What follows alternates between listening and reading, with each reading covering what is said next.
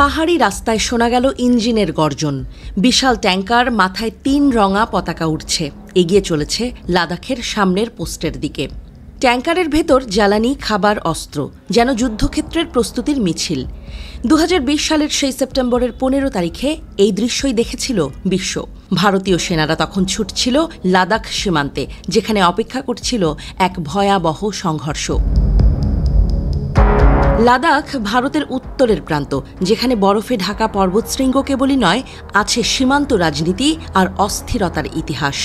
চীনের সঙ্গে সেই দীর্ঘ সীমান্তের এই অঞ্চল ভারতের জন্য কৌশলগত সোনার খনি। এখানেই রয়েছে গুরুত্বপূর্ণ পাহাড়ি পাস, আকাশপথের রানওয়ে আর সরবরাহের রুট। যুদ্ধ লাগলে ভারতের জন্য এগুলো নিঃশ্বাসের মতো জরুরি। ২০২০ সালে পূর্ব লাদাখে হঠাৎ করেই বদলে গেল পরিস্থিতি। চীনা সেনারা সীমান্তে এগিয়ে এলো, ভারতীয় বাহিনীও তাদের থামাতে ছুটল। এরপর যা হলো তা ছিল রক্তাক্ত ইতিহাস।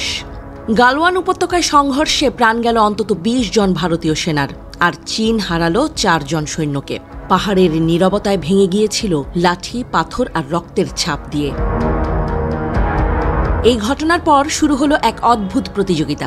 দুই দেশই সীমান্তে নামালো হাজার হাজার সৈন্য, বন্দুক, কামান, ট্যাঙ্ক, যেন উচ্চতা ভরা এই উপত্যকা মুহূর্তেই পরিণত হলো যুদ্ধক্ষেত্রের মঞ্চে।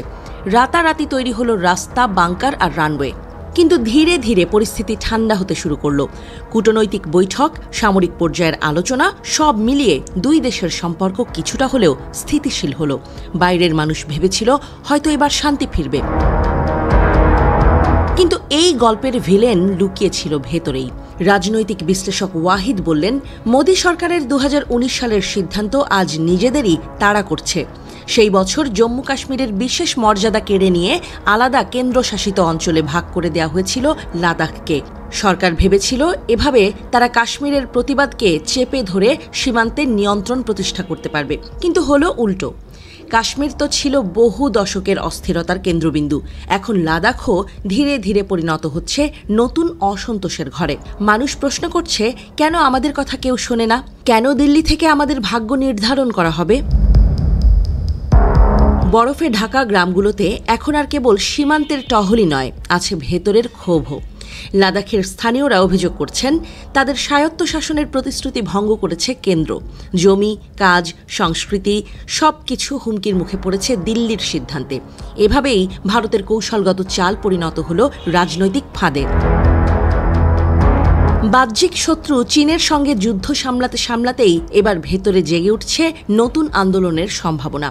গল্পটা তাই কেবল সীমান্ত রেখার নয়, গল্পটা হলো এক সরকারের অতিরিক্ত দম্ভের, যারা ভেবেছিল বল প্রয়োগ আর সিদ্ধান্ত চাপিয়ে দিয়ে পাহাড়কেও নীরব রাখা যাবে। কিন্তু পাহাড় তো কখনো নীরব থাকে না, তার ভেতরে জমতে থাকে গর্জন, আর একদিন সেই গর্জন ফেটে পড়ে বজ্রপাতের মতো। আজ লাদাখ দাঁড়িয়ে আছে দুই আগুনের মাঝে, বাইরের সংঘর্ষ আর ভেতরের অশান্তি। আর এই দুই আগুনই সৃষ্টি করেছে মোদি সরকারের অহংকার আর স্বেচ্ছাচার। প্রশ্ন একটাই, এবার কি দিল্লি শোনার চেষ্টা করবে, নাকি আবারও ট্যাঙ্কার ভরে পাঠাবে জ্বালানি আর সৈন্য? সামরিক করাঘাতে থামানো যাবে কি এই বিপ্লব, নাকি ফুলে ফেঁপে ওঠা বিদ্রোহ ভারতকে ভেঙে টুকরো টুকরো করে দেবে?